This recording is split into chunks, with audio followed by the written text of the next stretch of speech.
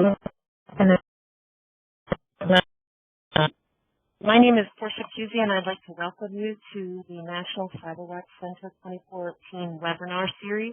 Today we're going to talk about the CAE, specifically the criteria and a kind of an overview of the mapping process in a lot more detail than we presented before. I'm the Director of Instructional Media for the National CyberWatch Center, and I'll be your facilitator for the day. So I just want to let you know that March 28th, which is next week, we're going to have a webinar on classroom-based research held by our very own Dr. Diana Burley of our research division, and she's going to help everyone get a good idea about some very simple things that you can do in your classroom to make sure that you are, in fact, doing what you think you're doing, and then also ways to share it in very easy ways so that it's not, it doesn't become a burden on top of everything else you're doing. I also want to remind you that we have one more webinar question and answer series in 2 weeks. I put my email address up here. If you have questions that you would like answered after this webinar and in the, about the CAE process, please feel free to send me an email at portia@cyberwatchcenter.org. Also, that shortened URL will get you to a registration in case you would like to register or encourage a colleague to come. And I'll show you my email address again at the end of the presentation. So during this webinar, if you have a question, just jump into the chat window. If you can see this from my screen, if you hover your mouse at the very top of the screen, you'll see a little icon that says chat. If you click on that, if you chat in the window, I will be glad to answer your question, facilitate the answering of the question, since I'm not going to, after I get started, I'm not going to be doing a lot of talking. We are recording, and so we'll send you that the links to the to this recording at the end in an email. I would also like to encourage you to share that with your colleagues who couldn't attend today.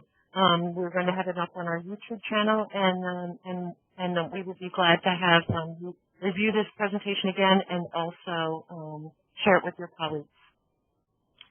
So our panelists today, I'm going to have them introduce themselves so you get used to hearing their voice and you know who they are. So Dr. Z, would you like to start? Yes, I'm Vera Slavkovich, and I'm Senior Advisor for National CyberWatch Center and the lead for the CAE 2Y program. Our other panelist today is Dr. Klappenberger. Fred, would you like to introduce yourself? Good morning, I'm Fred Klappenberger. I'm a past co-PI of CyberWatch, and I'll be talking today about doing the mappings. And also, I always include John's slide in here, even though he's not with us today. The Center for System Security and Information Assurance has wonderful, wonderful resources on their website, and John is part of that center. On the call today, and Susan, I hate to embarrass you, but I'm going to unmute you in case you have things to share. Susan is the mapping expert for CAE, and she happens to be on the call today. And Susan, you can choose to participate or choose not to participate. I hate to single you out, but knowing that you're here, I can't resist on having another expert on hand. Okay. So today we're going to talk about the criteria for the CAE application and the mapping, and then we'll follow up with some questions. If you have questions along the way, feel free to put them in the chat window. If it fits in with what they're talking about, I will be glad to ask it. But don't panic if I don't ask it right away. I try to keep the conversation flowing smoothly, so I will make sure every question gets answered by the end of the webcast. So without further ado, I will turn this over to Dr. Z, and you can start talking about the program criteria. Yes, these are the 7 program criteria in addition to the KU mapping that are part of the CAE 2Y application, and I believe it is the same for CAE application. One is program outreach and collaboration, student development, center establishment, multidisciplinary efforts, practice at the institutional level, faculty, and student curriculum path and recognition. Many of these were also in the old application.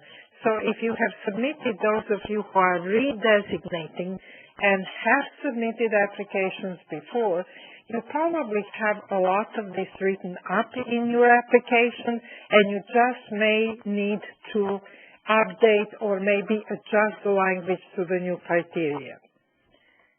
Next slide, please. All right. The first one is program outreach and collaboration example. Both 2- and 4-year institutions, but I'm more familiar with the 2-year institutions, have these ample opportunities for program outreach and collaboration. However, you need to remember this doesn't have to be exclusive to your information assurance or cybersecurity program. In other words, if your college has visited is visited by high school students, if you have visits to high schools and middle schools, they don't have to be focused exclusively on your program. It is sufficient to say that you have these available and that a part of that can be included in your particular program. Most colleges have summer or fall or spring programs for high school and middle school students, and faculty, not only in your program but throughout your institution, are involved with high school teachers, students, and counselors. And then I'm sure that you do have collaborations with other colleges and businesses. Again, let me emphasize, you don't have to have this exclusive to your program, because if you do, you're not going to have so much. However, when the high schools come and visit the institution, they probably go to different programs, and you might have a presentation by yourself or another faculty or somebody to the students about your program. Or likewise, if somebody goes to visit high schools and middle schools, you can also join and offer or give a brochure or share information about the program that you have. So always remember, you do have these in place. They just might not be exclusive to your program. Thank you. Next slide. Student development. A number of competitions have sprung up in the last several years. We have the CCDC, Cyber Patriots, National Cyber League. I believe there is a Digital Forensic Cup and several others. Whenever you have an opportunity to have your students participate in these, it would be a wonderful thing to do, and of course it strengthens your application. The reason is not only to strengthen your application, but it is also to strengthen the students themselves. And if you participate and you go and view these competitions, you will learn a lot along with your students.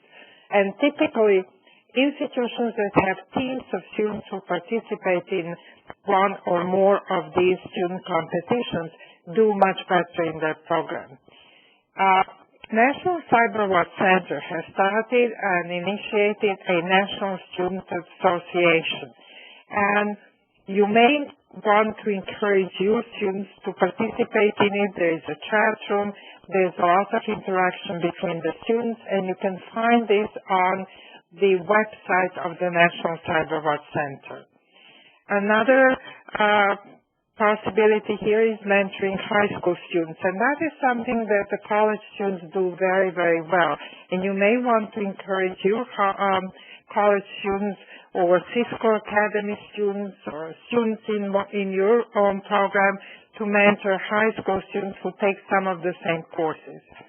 Another one is student internships. This is a little bit more difficult because typically students are not likely to get strong internships. However, If that occurs, then you may have some internal internships on your own campus, in your IT department, or some other. That would be very, very useful, very good, and would look very good on the application. Also, if you have faculty working on some special projects or doing research, and remember the next webinar is focused on research, it would be very good to involve students because student involvement in research sets them on the right path from an early start. Thank you. This is one of the criteria that a number of people have raised their concerns about, because many of the institutions, especially community colleges, do not have a center, and especially not an AICD or cybersecurity center that is established and that's maintained. However, you need to look at this in a much broader sense. You can have a designated space, and that can be lab or a part of a lab. It can be an office. It can be in an open area where you have an area carved out in that area that is designated for students to gather, share the news and the developments in cybersecurity. But if you don't have any of that, it is not a disaster. You can have a virtual center. You can have a chat room on your website. You can have a second life. Or you can have a special designated space on your website where students can raise questions, participate, share information, and your business partners and industry can post maybe the available positions and jobs openings and so forth. So any one of these can serve as a center. So don't be tied to the idea of having a bona fide physical facility as a center. Also, you need to have a faculty member that is going to lead the center, and whether it is going to be a faculty member who will be in charge of that facility, or somebody who is going to be in charge of the chat room, or somebody who would be updating the website and answering questions, it doesn't matter, but you do have to have a person who will have that role and could be identified on your application as the lead faculty for the center.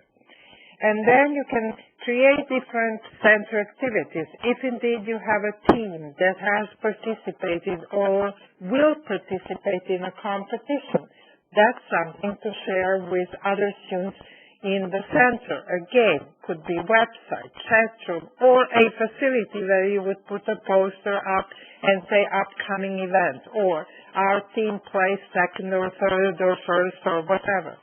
So you need to create that community, and you can create it in face-to-face, or you can create a virtual community. And whenever you create a community, that nurtures and supports students, and that's the idea behind this center.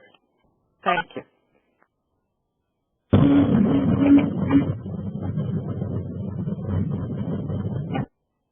Last application. This is how is the cybersecurity or information assurance information disseminated throughout your institution. Excuse me. Are other departments using any materials and bringing students awareness of cybersecurity in their field? Are health departments doing it in their programs?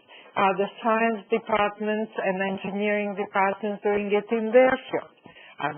In their departments? Are the social science faculty bringing it in their departments? And faculty that who teach information assurance and or cybersecurity would do very well to collaborate with either health faculty or science faculty or engineering faculty, social science faculty, whatever, from another discipline, business faculty, to develop some modules that could then be infused into their materials and their offerings.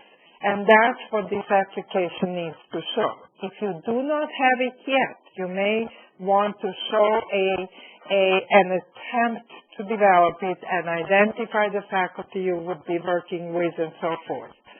So you need to review other department programs for the potential integration of cybersecurity, and it would be good to do a presentation to different disciplinary groups, because those faculty may not realize the importance of cybersecurity, whether they're business faculty or science faculty or social science faculty. So that would be a very good first step. Also, development of cybersecurity modules for other disciplines, that of course is more time consuming. However, if you collaborate with faculty from other disciplines, it might be a wonderful project to do and could be shared with other colleges and institutions as a model program. Thank you. This also was in the previous CAE and CAE2Y application. In other words, what are the policies and procedures on the institutional levels? You may want to have conversations with your IT people on campus. You may want to have conversations with whether it is vice president for technology or director for technology or whatever title the person has who is in charge of it on the campus. You need to find out what procedures, what policies exist on campus, and what is the degree of awareness of cybersecurity in those policies and procedures, and discuss those practices with CTO and with any other person on a fairly high level, because that's needed to show and to exemplify in your application. Thank you.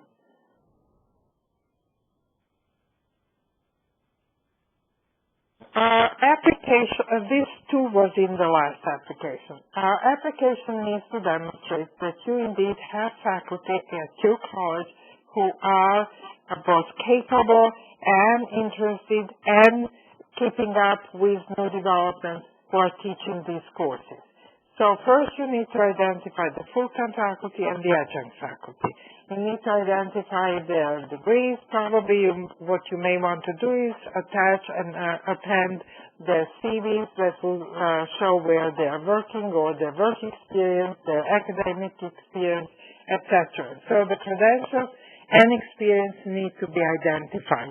An application specifically asking for that.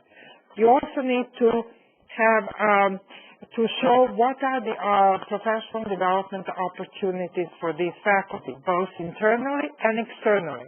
If your institution has what some institutions call a professional development day, you may want to make sure that that particular day includes some activities related to cybersecurity. If you do not have something like that, you may invite a speaker, or you may invite somebody to hold a seminar for the faculty, and you may invite faculty from other departments, which would also serve two purposes. Professional development of your faculty, but also infusion and raising awareness across disciplines, multiple disciplines. Don't forget that the National Cyberwatch Center, CAE and Cyberwatch West, which are three ATE centers for cybersecurity, offer a number of professional development opportunities for faculty. All you have to do is go on their website and see what they are. Also, National Cyberwatch Center has over years offered travel subsidy and travel support for people to attend the colloquium, which is typically held in June. This June it will be in San Diego, to travel to the new 3CS Summit, which will be held in Chicago in July, and to NICE conference, which is typically held in the Washington vicinity in November. We don't have yet the word on whether we are going to have these funds available to support faculty, but if and when we are going to share that information with all the participants from the webinars, and we are going to share it and announce it in our newsletter. So keep a lookout, because I do believe that we might have that, and those are wonderful opportunities for professional development. Again, describe, plan future developments, and that would fall into that category. If you submit your application now, you can say, well, we plan to attend the colloquium in June, we plan to attend the 3CS Summit in July, and or plan to attend the NICE conference in November. Again, keep a look for the funding, travel funds, which may, or I do believe they will become available, but at this point we do not know. Thank you. Next slide. All right. This one was, but not quite the same way in the last application. Part of this is articulations. What kind of articulations do you have in place for these students to go to what kind of four-year institutions? How is your program articulated? If you have successes, list successes, identify those students who have done exceedingly well. Also, as you go vertically up the ladder, you need to go down the ladder and show articulations with high schools. Most institutions don't have formal articulations with high schools, but in many cases they are dual enrollments, which would go a long way toward this, or you have a standing relationship with a high school or with several high schools, so you need to identify those. Also describe internal and external student recognitions. This includes several things. That can be an award given to the best student or the team who participated, in one of the competitions, etc. However, more importantly, and here is something that needs to be done, you need to have a certificate for students who completed your program clearly and unequivocally stating that they completed, student XYZ has completed a program XXX institution that is CAE mapped and CAE approved. That is something that wasn't really required quite in that way, but is desired and needs to be done so that the businesses, industry, government, etc. Recognize that your program is CAE mapped, that it is CAE approved, and that indeed it is a part of that sort of select group of institutions and programs. So make sure that you do that. Probably your institution is not going to do that.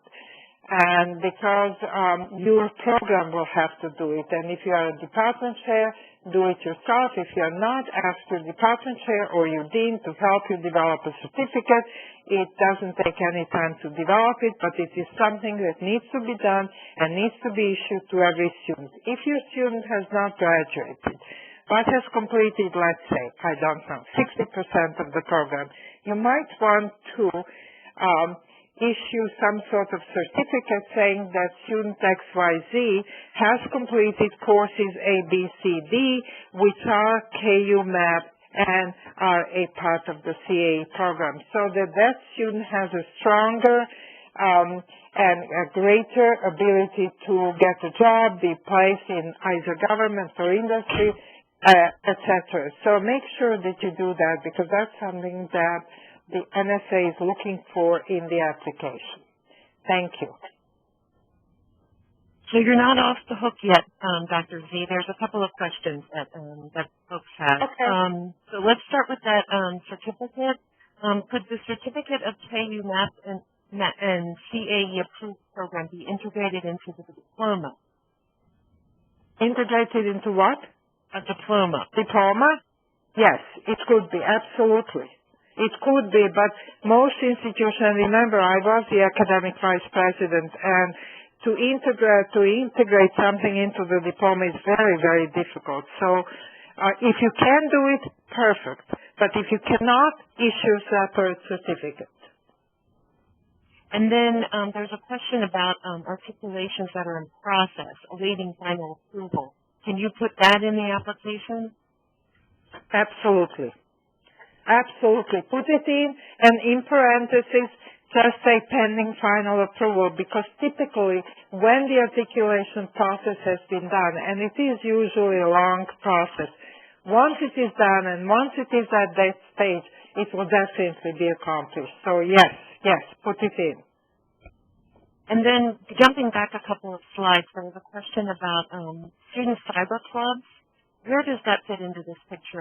Does it fit into the IACD centers? Yes, that's exactly where I would put it. Absolutely. Okay, yes. And then there's a fundamental question that I'm going to open up to the whole panel. The last guidance documents that just went out still show 8 criterion. Is there 8 or 7 requirements? There are 7 for the CAE2Y. I'm not sure how many there are for CAE, and I don't know if any member of the panel knows.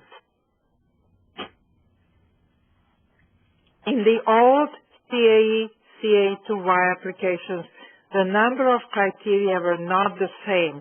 The CAE2Y had 1 or 2 less than the CAE, and that may be the case here, because I know that there are 7 criteria for CAE2Y. Charles, are you a 2 or a 4 here?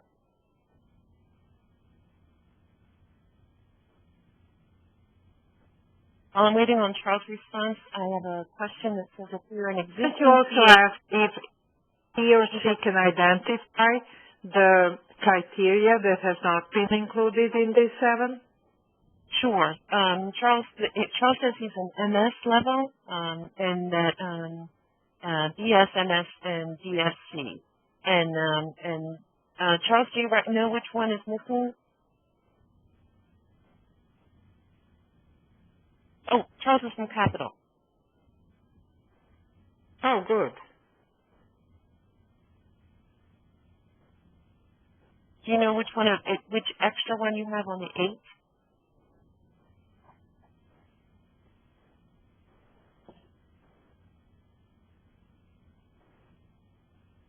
He's checking. So in the meantime, Chris asks, if we are an existing CAE2Y, do we need to resubmit after mapping to KU or wait till the existing CAE2Y expiration?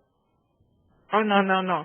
You have to resubmit, and as a matter of fact, there is a schedule that NSA has sent out in terms of when you are due to resubmit. No, you do not you do not wait until the expiration.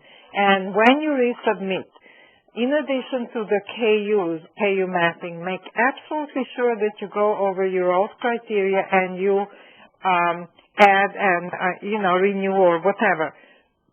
Expand on the old application, and especially I'm not sure that the center criterion was in the old application. So make sure that you have it in.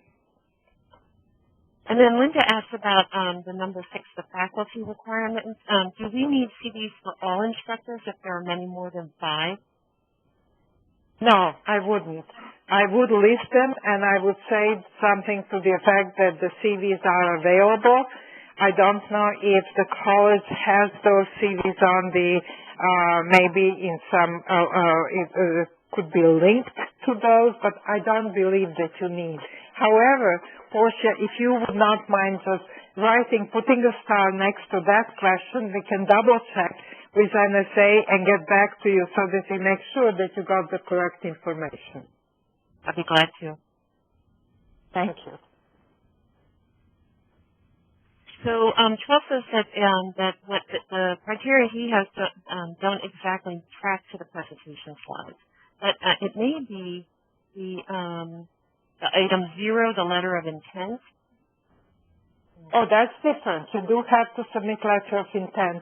And let me also say, not only do you have, and that letter of intent has to be signed by either a president or VP, vice president, one of them, so probably the academic VP, and also that you need to be signed in, even though you are redesignating. Now, Denisha Jackson, who is not with us today on the panel, from NSA, will be doing signing up directly at the colloquium in June in San Diego or in Chicago in July. So you will have an opportunity, and we are going to have sessions on all of this again, both, excuse me, at the colloquium and at the 3CS Summit in July. You can find the information about both CC Colloquium on the website and also about the C3S Summit also on the website. But Denisha will be signing up institutions to the applications. So I just want to let Kenny know and everyone else that when we send out our thank you for attending the presentation, we'll include a copy of the presentation so you'll have it to look at. So you will have a copy of the PowerPoint. And then let me see if you. Okay, Susan, I'll get right on your question, but Chris has a follow-up. Is there that he was talking about? The other question is there a time frame when the civil will be up to start entering the KU and CAE? His last email said it was March 4th, but last week I thought that we announced, Denisha announced that the website's up and running. Is everyone else having that same experience? The website is up and running, but it's very tricky to get all of the items to appear for you. The point of contact has to enter the site and verify the institution's information before you are allowed to edit information in that site. And I had a lot of trouble getting that to happen for Moraine Valley. They had to help me through it, actually. Is that Susan? Yeah, this is Susan. Okay. Yes, hi, Susan. We are going to share this comment with Denisha after this webinar. I don't know if they can do something about it, but perhaps there is a way to make it a little bit more smooth and easier for the people. Because if you are having trouble and you know that, others will have more. Supposed to be able to review this, but when I logged in as the point of contact online, I never saw anything about verifying the information, and that's where my problem started. So it caused a lot of confusion. And I had Lynn Hathaway and her team help me through it and did finally get full access, but I'm not really sure what I did or did not do properly. Well, I think we're going to be touching base with Lynn too after this. You know what we may want to do? Here is a suggestion, Portia. When we get in touch with Lynn, and that goes along with Susan's issue, let us ask Lynn to write out step 1, step 2, step 3, step 4 to enter and to do it. Susan, do you think it would help? Yes. Because I'm not sure what, like I said, what I didn't see that I was supposed to, or if I had been logging in earlier than I was supposed to, if that sort of caused the issue, or one of the people had mentioned because Moraine Valley was under the old system, if it didn't carry over properly. So I didn't ask them those questions. Yeah, I think it makes sense, and this is why we're hosting the webinars, not only to be able to answer questions, but to identify problems. And we certainly will follow up and make sure that there's a question and answer coming up in 2 weeks, and we'll try to have answers to these, not only for you who have asked the question, but for those of you Plus, Portia, let's make sure that we have Denisha on that session in 2 weeks, and if possible, maybe Lynn as well. I'll do my best. Yeah, Portia, can I mention one other thing? Sure. This is John Penn from CAE. We're going to have some of a more limited budget this year for training. But most of us have probably received a little national survey that we sent out on what type of training that you'd like to see us offer this year. Keep in mind, the whole thing about faculty credentials. So I have a feeling this year that we're going to really concentrate our courses in two major areas. One would be courses that lead to a credential. So whether it's CISSP or Security Plus or GIAC or one of those. And then the other thing is, just to let you know, I know a lot of schools, especially at the CAE level, the new KU that's going to really create the most heartburn is the one, scripting and programming. We have put a course together for that, and we'll be offering that this summer, and then we'll actually give you the contents of that course. So if those are things you need, make sure you answer our survey with those, and we'll try to run, I'm sure that's one of the courses we're going to try to run at the conference, and then also, as many times as we can this year to help people get through this, the new KU mapping. John, is the survey available only on your website? Do you want to put it also on the National Cyberwatch website, but to go directly to you? That'd be great. I can have Lynn contact whoever you want me to have a contact to put it up there. We emailed it out to all of our to everyone that we've ever trained or has been associated with the academy, but we could put it up there as well. Okay. We're probably going to run 15 to 20 workshops this summer, but instead of just shots in the dark, I want to know what people are looking for, and we'll try to meet align to this so people have a little easier time completing this process. So you're saying they should go to the website to be able to provide you feedback, or they should go send you Well, an they should email? receive a survey from us. But, like I said, who should I have Lynn's contact to put it up on the National Cyberwatch website? It's Terry Kepner, and how about if you and I talk about it offline, and then for everyone on this call, and then we'll send out an email to you with some follow-up information. I'm John, seeing I don't think I got an email on that either. This is Dave Paul. Okay. I know we're sending another one out this afternoon to everyone that's in our database, but I'll put it up there as well. We can just go to it.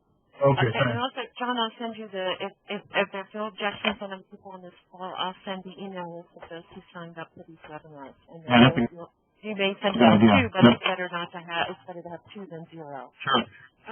I'm seeing some questions about the website, about the certificate and things, and we have some, Red has actually been able to get in and map, and so we should probably move on to the mapping part of the presentation since we're running into the second half an hour. Yeah, and maybe Fred, when you start, you can say how you can describe how you got in. And so I'm going to transition, and I apologize for those of you whose questions weren't answered. What I'll do is we have that Q&A coming up in 2 weeks, and I will save the entire chat conversation, and I will make sure that we have answers to those questions, because I don't want anything to go unanswered. So we're going to move on to the mapping piece of the presentation. Good morning, it's Fred here, and the reason most of you are here, I suspect, is because you know that after 2014, the curriculum mapping to the CNS requirements are no longer going to be accepted for institutional CAE designations, and future mappings are going to have to be made to these knowledge units, what we refer to as KUs. Knowledge units are pretty tightly focused technical requirements modules. They have a simple, consistent structure made up of topics and student outcomes. There are 70 KUs currently. Some of them are core for all institutions, community college and four-year institutions. There are also some that are mandatory for four-year institutions in addition to the basic or the core KUs. And then there are some that are optional for additional recognitions, and also that four-year institutions must map to. Let's go into the next slide, please. This family of KUs breaks down with 11 of them considered to be core, which are required by all 2-year and 4-year institutions. 4-year institutions, in addition, have to offer 6 fixed KUs, plus, there's a mandatory, plus 6 more that they can select from a list of the remaining 51 KUs, which are called optional KUs. So in summary, the minimal number of KUs that must be mapped by 2-year institutions is 11, and the minimum number for 4-year institutions winds up at 22. They can do more, but they need to do those. Next slide, please. In general, you need 3 resources, as I see it, for doing your mappings. You can find all your necessary CAE background materials in formatted spreadsheet that you're going to use for the mapping part at the CICI site, and there is the link for it. You'll need your institution's subject matter experts. These are the professors, instructors who teach the courses that pertain to the specific knowledge units. And lastly, you'll need course supporting materials that map to the KU's topics and outcomes. Detailed course outlines that include references to KU mapping topics are really an excellent resource for this part. But you can also cite lab exercises, handouts, team projects, and presentations, and so forth. For outcomes evaluation, graded materials such as written tests, and I emphasize graded materials, such as written tests, homework assignments, and after chapter questions, things like that, presentations that they might do, that test the student's mastery of topic material are very good references. The next slide. This slide shows a typical and a moderately detailed course outline showing the breakdown and content of the course on a week-by-week basis. I picked this up from the internet. I didn't give credit to whoever it is, but if you recognize it as yours, thank you very much. It identifies the topics that are going to be covered by this instructor, and it cites references to relevant textbook chapters and pages, and it has reading assignments in it, references to online resources, and it's based on a weekly schedule. It's really an excellent resource for doing your mappings, as you'll see as we go through this. The next slide, please. This is another mapping resource document, and I also picked this up from the internet. Again, thank you to whoever. Some faculty favor listing their syllabi or the topics in their syllabi using this kind of a presentation. It's a detailed laundry list of all the topics that are covered in the course. This is a very detailed list that goes on for probably the 3 or 4 more screenshots of it. This is just a segment of that. And while this is more descriptive of the topics that are covered, it lacks the schedule and other elaborations about assignments and tests and textbook readings and so forth. So in a sense, although it's more detailed, it isn't perhaps as strong as the previous resource, but by combining the 2 of these, you would have wind up with an excellent resource for doing the mappings. So this is as part of a syllabus that contains a schedule that's similar to the previous slide. It would strongly augment an understanding of the content of the course and offers really very strong substantiation for credentialing the KU mapping. I guess in other words, what you can say is more is better. So let's start some mapping with this background. Next slide. Okay.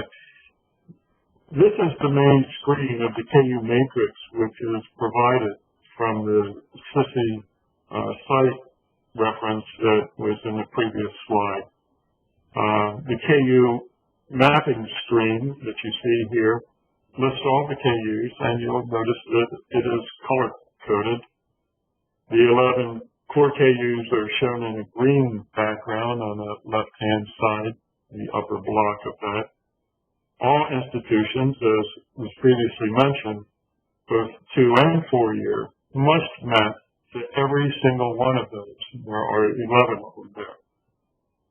In addition, 4 year institutions must map all 6 of the KUs in that, I don't know what color you call it, pinkish, I guess, background, in addition to all of the 11 core that are green. And then 4 year institutions, in addition, must select a minimum of 5 KUs from the optional group that's in the blue area. The nice thing about this matrix is that all of those names are hot links. So if you click on any one of them, it brings up the actual KU. And that's what we're going to look at next. Next slide, please. Here's the basic structure of the KUs. These are the first 2 KUs of the core. All the KUs have this same basic structure. That is, they have topics and outcomes. That you can see that circled on the left-hand side. And then there are courses that are circled in blue up above. And the columns, if you notice at D and higher, are going to be filled in by the institution. They are the institution's course numbers, courses that address the topics in this particular knowledge unit. So row 1, columns D and higher, are for the institution to specify the course descriptor or ID, the course that's proposed to be used for this particular KU. So the information, the data that you see in D and E of this particular screen is purely arbitrary. It would be what your course numbers are, with the intention of mapping to the knowledge units, or rather the topics of the knowledge units and the outcomes of the knowledge units down below. Next slide, please. Let me just ask a quick question Sure. here because it came up. So under topics that on the spreadsheet on the left, there are 4 items. Under outcomes, there's 1. Does each institution have to fill in every single cell for those topics? Well, we'll see that on the next slide, actually, how that works out. That's a great question. There we go. And this is what it could look like mapped with. These are totally artificial courses that I put in here. But initially, the content experts, that is the faculty, would identify a course, or maybe you need more than one course that covers the KU's list of topics. That identifier would be entered, as I mentioned, the course name or course number would be entered in D1, E1.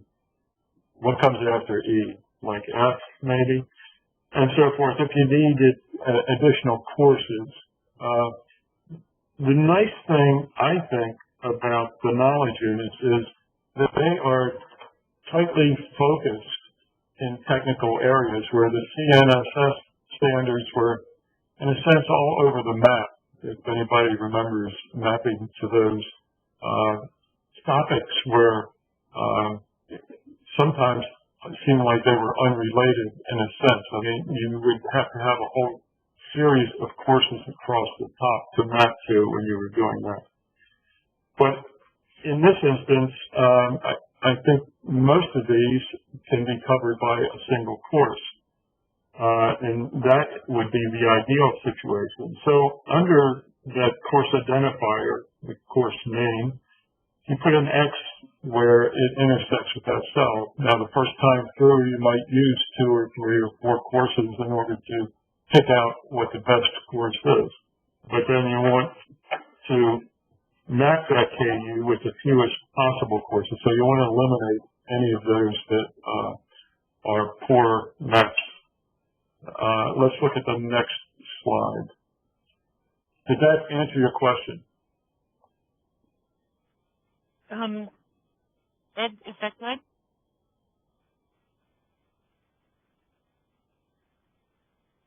Yep. Okay. All right. So this is where the work really begins. The first, the previous screen, we rely on people's knowledge of the courses to go down and look at the topics and say, oh yeah, we covered that in that course, we covered that in that course. Now we get down to where do you cover it in that course? How specifically do you cover it? So the content expert expands that X column as wide as is necessary to contain explicit references to the detailed course outlines that we mentioned previously and whatever other supporting material you would need. So in this slide, the information is abbreviated, for purposes of the presentation. But we'll see in later slides that it's very important at this step to include comprehensive specific data with respect to what, when, and how each topic and outcome element is addressed in this course. This product that we are producing right here is going to become our primary source for entering data into the NSA database. So you want to make this as comprehensive as possible. Spending time at this stage to gather and record the supporting data is going to make a huge difference in how efficient you are when you apply your institution's designation while you're entering the data. So it's really important to fill these things in very specifically. Let's go to the next one. Next slide. So here are some of the things, like this is the big picture kind of things. This slide, the purpose of it is to emphasize the importance of thorough preparation before moving to the data entry phase.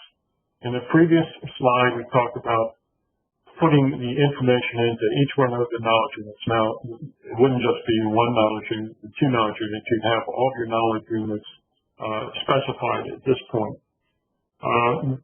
But here are the things to keep in mind when you're doing that. In order to specify the knowledge units someplace in this environment, you're going to have a course.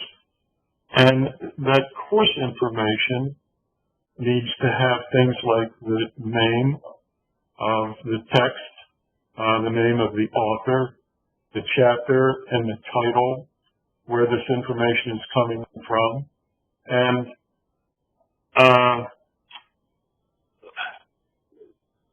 let me just say it this way. We're going to see in later slides, it's very important. Wait a minute. These elements are the bulk of the information that needs to be used to identify a course and to satisfy this CAE. The left-hand side here is best prepared ahead of time as a summary sheet for each course that will be mapped. So that information should be on a separate sheet. You can format that on your own with that kind of information in it because you're going to need it when you identify the course and do the mapping. And on the right-hand side, that applies to each one of the topics and the outcomes that the course covers. And this is the information that replaces the X's in the mapping previous slide.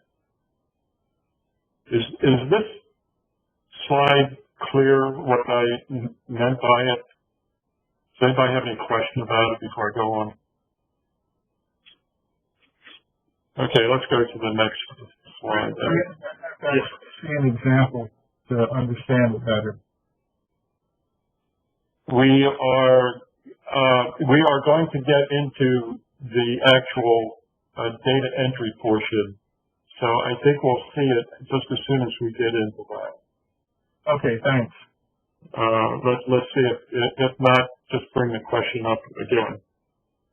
So keep these suggestions in mind. Get as many faculty involved as possible. Use the textbook table of contents when you're trying to lay out the mapping. And use the syllabus, the detailed course outline to match the knowledge units with the knowledge unit requirements. Identify how the outcomes are going to be measured. And you want to use grading on that. You want to avoid things like true and false tests and matching and that type of thing. You want to get to a higher level of thinking on the parts of the student. And use the fewest number of courses possible. Hopefully just use one course. And finally, consolidate all of this mapping work product to expedite the data entry into the NSA database. Okay, let's look at the next slide. Let me just, Ed has a good question, and I know you can answer this. He wants to know why fewer number of courses rather than more. Well, the question would be, why would you want to map more courses? From the viewpoint of those who are going to be reviewing your material, it gives them more work to do. They don't want to do more work. I mean, that's very simply the case at that end. From your end, why would you want to map more courses? It gives you more that you have to keep an inventory on in order to keep it up to date. So if you can map it with one course, map it with one course, and NSA will tell you exactly the same thing. Okay? Okay, so now it's time to enter the KU maps into the NSA database. So here's all you have to do. Log into the site, select your institution, and add your course. Sounds pretty simple, but it is a little bit more involved. And let's see the next slide. So the next 4 slides are what you're going to see as you approach the goal to begin entering your mapping data. And this is the welcome screen that greets everybody and invites you to log in. Over on the left-hand side, you see that. Next slide. And here's where you need to put in your login name and your password. We're just stepping through this. If you've forgotten your password, or forgotten your username, you can see the blocks down there to the right. Or if you've never been involved in doing this before, you need to do registration, so you would apply for that in the block directly below on the left-hand side. Next slide, please. Now, once you have successfully entered the system, from this screen, you're going to pick your institution. Normally, it's only going to be one institution for most people, but there is a drop-down box in that top circled box, and you can select another. Usually, a person's only mapping a single institution, but if you've been registered as mapping more than one institution, they're going to appear in that box. The other drop-down box, the big one down there, allows you to request to be added to another institution. For example, if you've been requested or engaged to do mapping from other college or university, you would select it down there and make the application that way. Okay, next slide. Okay, now once you're beyond the login hurdles and have selected your institution, you'll want to either add a new course, or if you've already added one you want to go back and work on, you can edit an existing course. So you would select the appropriate box on the left and go to the next slide. And this is the top half of the page that is going to open up. You can see the high-level information that needs to be entered here. And all of these are mandatory inputs. You can't leave the screen without completing everything there. And recall that in the earlier slide that we mentioned, preparing this high-level information ahead of time on a summary sheet, so you don't have to scramble to gather the data required on this screen when you get in here. And the next screen is going to be a continuation of this. This is the bottom half of the page. And note that the high-level information that's required would come from that summary sheet. And the next page, this is the entire second course data entry screen. This completes the high-level description of the course. This is the second page of it. Any one or combination of 4 evaluation methods can be specified. Note that you can pick multiple methods by holding down the control key while you click on each additional method. You see that over under evaluation methods. If you evaluate using chapter reviews and lab projects, for example, you would select chapter reviews and then hold down the control key with lab projects also. Likewise with instruction methods only shows 4 of them in the box, but there are actually 8. In addition to the 4 that you see there are presentations, teamwork, video, and remote learning that you can scroll down. You can see the scroll bar on the right-hand side of that box. Fred? Yes. If you choose, let's say, 2 of these, like chapter reviews and weekly quizzes, and later decide you want to add 1 more, can you do that? Yes, you can go back in and add that to it. You can go back in and re-edit that course. Okay, thanks. Great question. And with all these things, you can go in and change them. They're not cast in stone. The only one that was cast in stone was whatever was at the top of the very first. There is a ID of some sort on the very first page that you can't change once that's been put in, but normally you wouldn't change that anyway. And then you have to specify what your current enrollment is for this class, and if you've ever had any past enrollment, how much it has been. Here you can feed in your course syllabi as a PDF file by choosing that file and uploading it. You can do the same thing with your course outline. You can do one of them or both of them. And then at the bottom of that screen, you'll see that you can save and get out of this. Right now, the only thing you've done is entered the course information. You haven't done any knowledge enrichment. Or you can, so you could just save and exit at that point if you were happy with that. Or you can save and then start adding your major topics. So let's go to the next screen, please.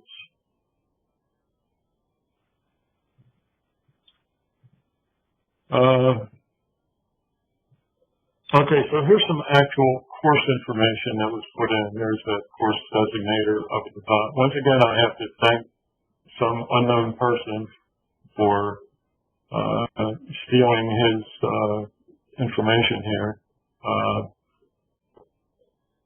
The internet is really wonderful like that. So there's the course designator at the top, then there's the course title, the creation date, the date that it was most recently reviewed. If it's a new course, it's going to be the same date. Then you need to put in an HTTP link for remote access so that the reviewer can take a look at the course.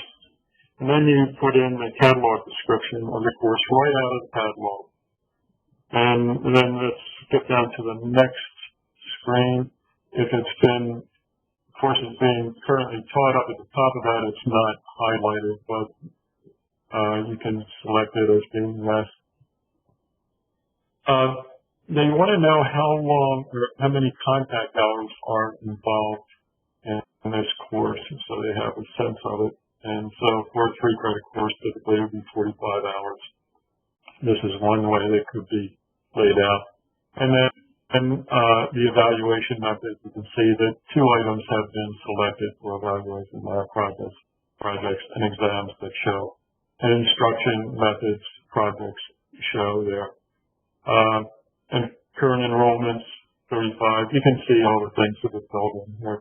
So at this point, this has been completed, and you can save and exit this particular course, or as I say, you can save and add major topics. Let's go on to the next sheet. Just a quick question about contact hours for online courses. How are they calculated? I'm sorry, what was the question?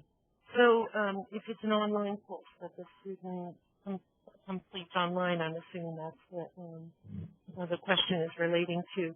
How do you calculate those contact hours, because they're not meeting directly with an instructor? That is a great question, and it's one I wish I had asked instead of trying to answer. I suspect that what you would have to do is say that the course is offered for a certain length of time, and specifically, you can't say what the amount of time is that a student is online. So there's no way to monitor that. Well, you could monitor it, but there's no way to predict that I know of. If anybody has any input to that, please speak up. We'll see if we can get an answer for that for 2 weeks from now. It's a great question. And then if it's an online course, so do they have to supply the username and password also for the online courses? I'm sorry, do they have to supply a username and password? In order to access that. Mm-hmm. Yes, they would have to do that in order to allow the evaluators to see that course material. Okay. Sorry, didn't mean to derail things. Okay. Yeah. And okay, so this is actually putting in the major topics for the course. This is the first topic for the cyber defense course, which was well, you can't see what it is. It was about I have to look someplace else. Cyber defense. It was for network mapping, enumeration, identification of network components. That was the topic. So it's only showing the tail end of it.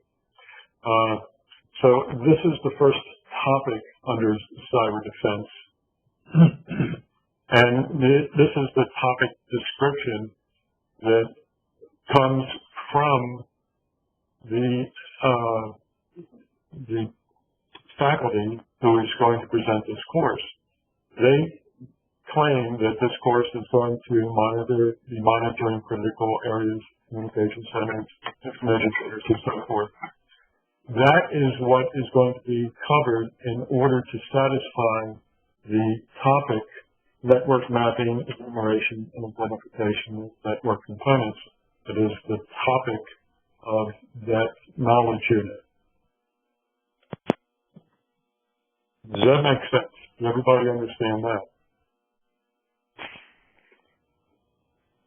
Hearing no dissent, we'll continue. Is it covered in the textbook? Oops, no, I'm sorry, go back, please.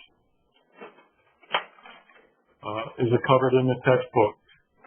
Yes. Is it covered in supplemental material? Yes or no?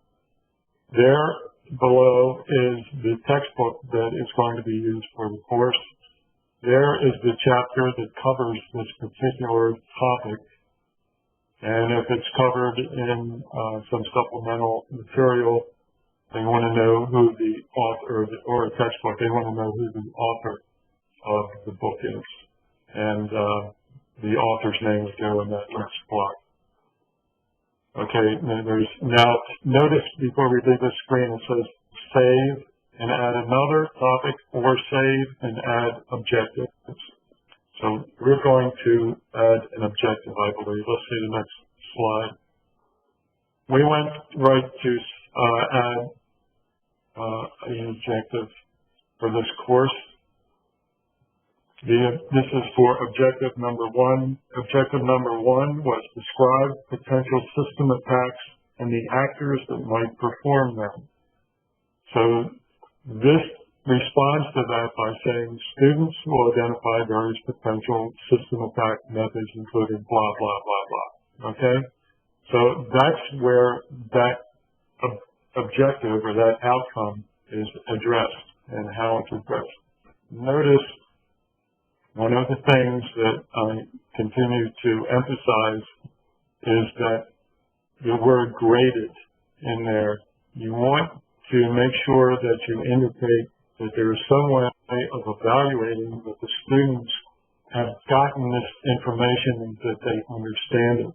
So using something like words like graded and written exams are a good way to indicate that the students aren't just sitting through the class and getting through with the view that they actually have to do something.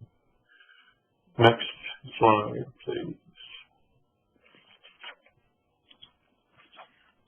So, this is Susan Jans. Can I add something to your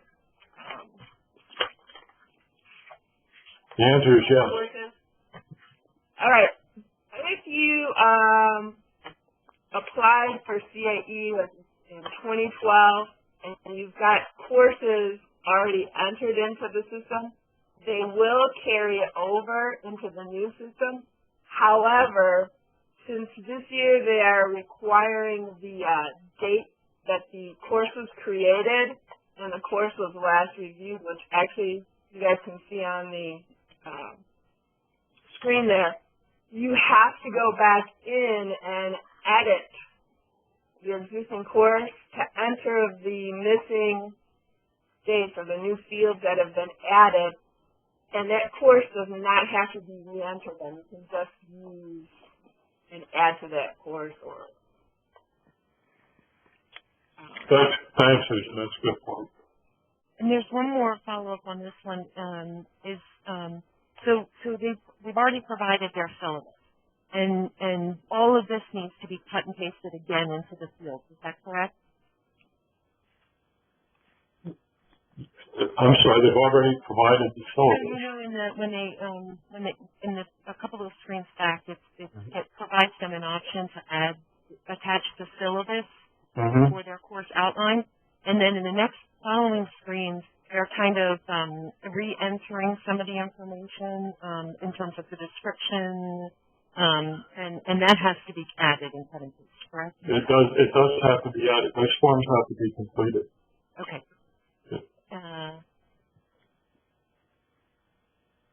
And in terms of getting the course from the last submission, it's supposed to be in there. And so, just like Susan said, if you're reapplying for designation, if we were told that everything that you entered before will carry over, but then as Susan said, there are some fields that are missing that were not required before, so you have to go in and edit them. Okay. Sorry. So is this? Are we on the right screen? I don't know anymore.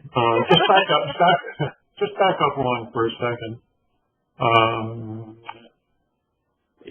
So I just wanted one more time say, maybe I'm beating a dead horse here. The second box identifies the elements to be tested and the methods that are proposed to evaluate student outcomes. Graded work. And by that I mean presentations, lab experiences, projects, written exams, papers, anything that you can grade. I strongly endorse as being strong evaluation methods to use. I would avoid true, false, multiple choice, fill in the blanks, because I think they're relatively weak testing instruments. Okay. So, Fred, can I ask one more question? Absolutely. Yeah, this is Dave Hall. So if we've already done this with the previous CAE2Y, does that mean that all of the courses we originally put in there are still there and we'll just go in and edit them? It depends, this is Susan, it depends on how long ago you submitted.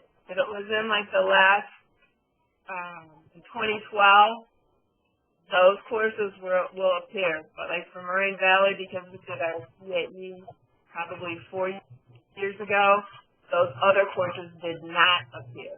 So we're only courses that were added recently. Yes, because we were awarded it in 2012. So it should be in there.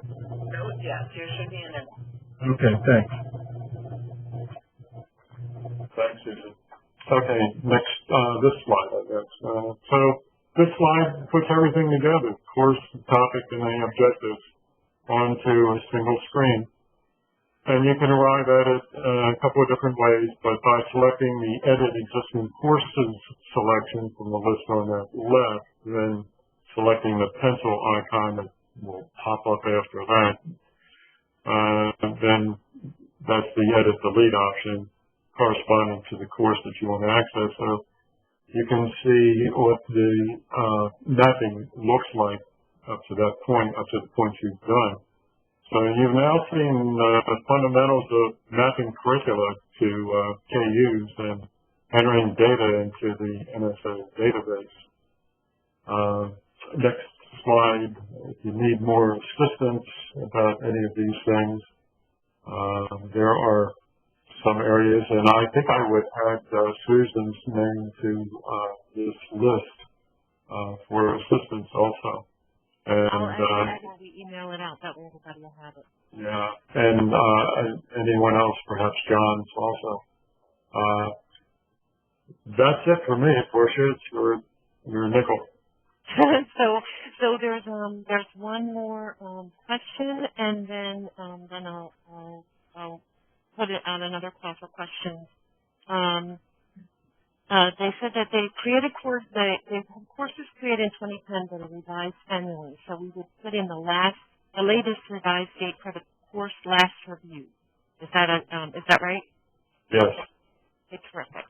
Are there any other questions? I want to make it clear that Denisha and Lynn from the NSA have said that this takes you up to the point where you start actually mapping to the KUs. And so in our next presentation, we have a stay tuned moment because, as you can see, this has already gotten a little long, and so we're gonna continue on with a little bit more of the mapping along with those questions.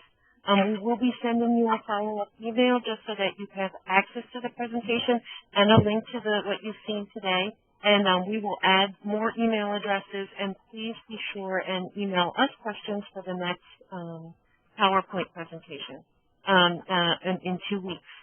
Here is another list of Susan's right on here, so you'll have that. You have another list. CyberWatch West is really great, also in terms of being able to help you with information. So with that, I'll give my panel and Susan and John a chance to pipe up with one more with any closing thoughts.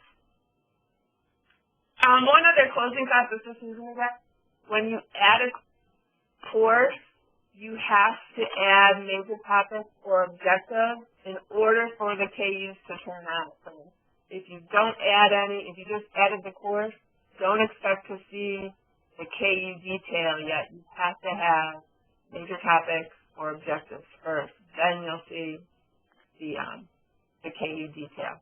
Which is why we haven't gotten. We'll get to that point in the next. But thank you for bringing it up, Susan. So there. Sorry, she said a major topic for what? An objective. Oh, okay. Thanks. And then once they're in, then you'll be able to. Then you'll be able to see the rest of it. Exactly. And we'll show you that next time in 2 weeks. And, okay. Thanks. And Dr. Z or John. No, thank you. Well, then we at CyberWatch and CASIA, we thank you for attending today. We appreciate your support and help. Ed, we will do our best to provide some more examples and please continue to communicate with us and let us know what you need information, and we will do our best to get answers for you. We want to be a good resource for you. So we hope you have a wonderful weekend, and next week, remember, we have our research presentation, and then the 2 weeks we'll have another question and answer. Thanks a lot. Thanks, Fred and Dr. Z.